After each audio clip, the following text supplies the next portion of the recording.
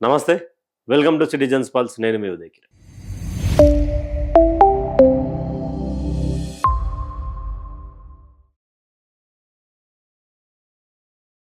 రోజు రోజుకు సమాజం ఏమైపోతుందా అనే ప్రశ్న తలెత్తుతుంది. వివాహేతర సంబంధాలు కన్న పిల్లల ప్రాణాలు తీసేంత వరకు వెనుకడగేయకుండా చంపి పక్కన పడేస్తున్నటువంటి నేపథ్యం. ఈ మధ్య కాలంలో డ్రమ్ములు, కుక్కర్లు, మంచానికేసి కొట్టడాలు, అది కేవలం భార్య భర్తల మధ్య ఉన్నటువంటి విభేదాల వల్ల ఒకరినొకరు చంపుకున్నటువంటి కేసులు కోకొల్లలుగా ఉన్నాయి. చాలా చెప్పుకోరానటువంటి పరిస్థితులు ఉన్నాయి. వివాహేతర సంబంధాలు చాలా వరకు డిఫరెంట్ వేలో పోయి అటు పిల్లలను చంపడాల కాడుకోది గతంలో కూడా చూసాం. అదే పురుగుల మందు పెట్టడము, లేకపోతే ఏదైనా పెట్టి విషం ఇచ్చి చంపినటువంటి దాఖలాలు కూడా చూసాం. ఇప్పుడు మనం మాట్లాడుకునే వీడియో 1.5 లేదా 2 సంవత్సరాల పసికందుకు సంబంధించినటువంటి వీడియో. చాలా బరువెక్కినటువంటి గుండెతో బలమైనటువంటి మాటలతో ఈరోజు ఈ వీడియో మాట్లాడుకోబోతున్నాం. కామంతో కన్న కొడుకుపై ఏంటి సిద్దిపేట జిల్లాకు సంబంధించినటువంటి ఒక ఆశ్చర్యకరమైనటువంటి ఘటన, విచారకమైనటువంటి ఘటన, విషాదం నింపినటువంటి ఘటన. ఈ యొక్క వీడియో మీద మాట్లాడుకునే ముందు ఆమె ఏం మాట్లాడిందో చూద్దాం. అంటే ఆ కన్న కొడుకు మీద కామం అనే ఒకటి ఉండదు చూసినావా, అది ఒకసారి చూద్దాం. మార్నింగ్ 12 అట్లా అంటే స్వామి ఎన్ని గంటలు పోతుంది? మార్నింగ్ 10:30, 11కి వెళ్తాను. స్వామి పోగానే 12 గంటలకు వచ్చిందా? వచ్చింది ఎప్పుడు జరిగింది? ఫ్రైడే రోజు. ఎన్ని గంటలకు?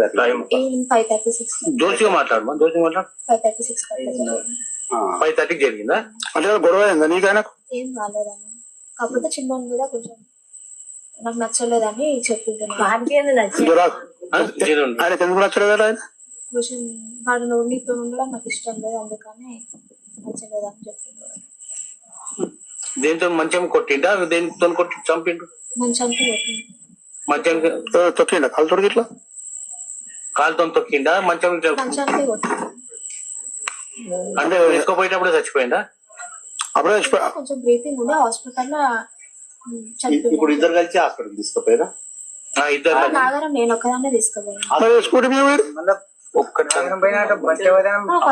చీరాల హాస్పిటల్ చీరాల దాకా ఇప్పుడు ఏ దాకా వచ్చింది? చీరాల దాకా రూప్ కాడికి బండి మీద పోయారు కదా. పురుగు బండి మీద ఏం దాకా తీసుకుపోయారు?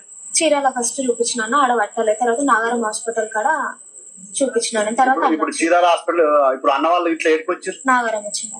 నాగరం వచ్చిరా?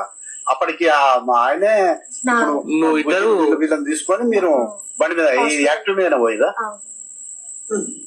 ఇప్పుడు ఆయనకి సంబంధం ఏంది? మ్యారేజ్ రోజు వస్తుందా ఇంటికి? రోజు వస్తుంది కదా సాయం పోగానే? చెప్పు చెప్పు వస్తుందా? ఫోన్ చేస్తావా? నువ్వు ఫోన్ చేస్తావంట. నేనేం చెయ్యాను. వాళ్ళు అంటుండే ఫోన్. ఆయన పేరేంది? నవీర్. ఎవరు? సీనియర్.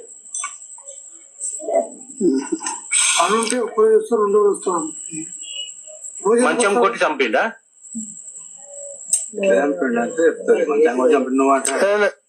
చెప్పు. మళ్ళీ డబ్బులు మాట్లాడుతుంది కదా.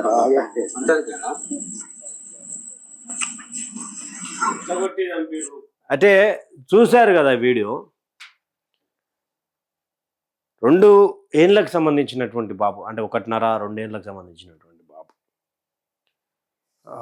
ఎందుకు చంపారు అని చెప్పి ఊరు పెద్ద మనుషుల మరెవరో మాట్లాడుతుంటే ఈ కసాయి తల్లి ఎంత గలీజ్గా చెప్తుంది అంటే, అసలు మీ ఆయన ఎన్ని గంటలకు పోతాడు, ఇదంతా అంటే పక్కా ప్లాన్ తోటి భర్త ఈమెను బతికించడానికి, ఈమెకు తిండి పెట్టడానికి, ఈమె ఇంట్లో ఉండు సంసారి అంటే, నేను ఇంట్లో ఒక్కదాన్ని ఎట్లుంటా, నా తెలంగాణలో సామెత ఉంటుంది, నాకు ఇంకోటి కావాలి కదని చెప్పి ఇంటికి పిలిపించుకున్నది. సరే, ఈమెకు సీనియర్ అంట ఆ నవీన్ అనే వ్యక్తి. భువనగిరి జిల్లా మాదాపూర్ గ్రామం ఏదో చెప్తా ఉన్నది, మాదాపూర్ ఏదో చెప్తా ఉన్నది. అయితే ఇక ఇద్దరు ఏకాంతంగా ఉన్నటువంటి సమయంలో, ఇద్దరు మనసు విప్పి బట్టలిప్పుకుంటున్నటువంటి మాట్లాడుకుంటున్నటువంటి సందర్భంలో మనోనికి మరి నిద్రలోకి లేచిండా పిల్లగాడు, ఆకలి ఏడిచిండా, నిద్రలోకి లేచినప్పుడు ఏడ్చి అమ్మ కోసం వెతుకుతున్నాడా, నాన్న కోసం వెతుకుతున్నాడా, ఎవరి కోసం వెతుకున్నా 2 ఏళ్ల పిల్లగాడు, ఆకలి అయి ఉంటుంది, దూపై ఉంటుంది, పండుకొని లేచంగానే మనలాంటి వాళ్ళకే దూపు అవుతుంటుంది, పాల కోసమే ఏడ్చిండు. ఏకాంత సమయంలో పెళ్ళాం మొగునిలాగా ఉన్నటువంటి సందర్భాన్ని వీళ్ళిద్దరు ఉంటూ వాని ఏడుపు వీళ్ళకి నచ్చలేదు, ఆ పిల్లగాని ఏడుపు వీళ్ళకి నచ్చలేదు. నచ్చక మీదికెళ్ళి ఏం చేసిర్రు, ఈమెకు చెప్పిండట, ఏడుస్తున్నాడు వాడు, నాకు నచ్చలేడు, వాడు మనకు మధ్యలో అడ్డంకి ఎందుకు, మన అడ్డం తొలగించుకుంటే అయిపోతుంది కదా అని అన్నారట. తర్వాత ఇక ఆ పిల్లగాని ఎంత చిత్రహింసలు పెట్టి చంపిర్రు, మంచం కోలుకు కొట్టిరంటే, మనము ఇంట్లో నడుచుకుంటూ పోతుంటే చిన్న చిటికనేలో బొటనేలో మంచానికి తాకితే కాళ్ళు తాకిన ఒక అర్ధగంట 2 గంటలు నొప్పి ఉంటుంది. రోడ్డు మీద నడుచుకుంటూ పోతుంటే చిన్న రాయి తట్టు తాకితేనే రక్తం వస్తుంది. ఈ కసాయి తల్లి ఉంచుకున్నోడు ఆడ, ఇంకా ఉంచుకున్నాడు అనవచ్చా, ఇంకా పచ్చిగా మాట్లాడాలంటే వేరే వస్తాయి మాట. మంచానికి ఏజ్ కొడితే ఆ పిల్లగాడు ఎంత తల్లడింటుంటాడు. వానికంటే ఆ ప్రేమ తెలియదు, ఆ బాధ తెలియదు. 9 నెలలు మోసి కన్నటువంటి నీకు ఆ బాధ తెలియలేదా? సిగ్గు లేకుండా ఇంకా ఏడుపు వస్తలేదు. మీకు దయచేసి గుర్తుపెట్టుకోవాలి, మీకు ఆల్రెడీ పెళ్ళి కంటే ముందు ఏమైనా లవ్ అఫైర్స్ ఉంటే దయచేసి ఇంకొకరిని పెళ్ళి చేసుకోకండి. పెళ్ళి చేసుకొని వాడేదో పెద్ద స్థానం కష్టపడి మిమ్మల్ని మంచిగా చూసుకోవడానికి, మీకు మంచి రాయల్ లైఫ్ ఇవ్వడానికి, మీకు ఖర్చులు ఎలా తీయడానికి, మీ యొక్క బట్టలకు మీ యొక్క అన్ని ఖర్చులు సౌకర్యాలు తీయడానికి వాడు కష్టపడుతుంటే వీళ్ళు కులుకుతున్నారు.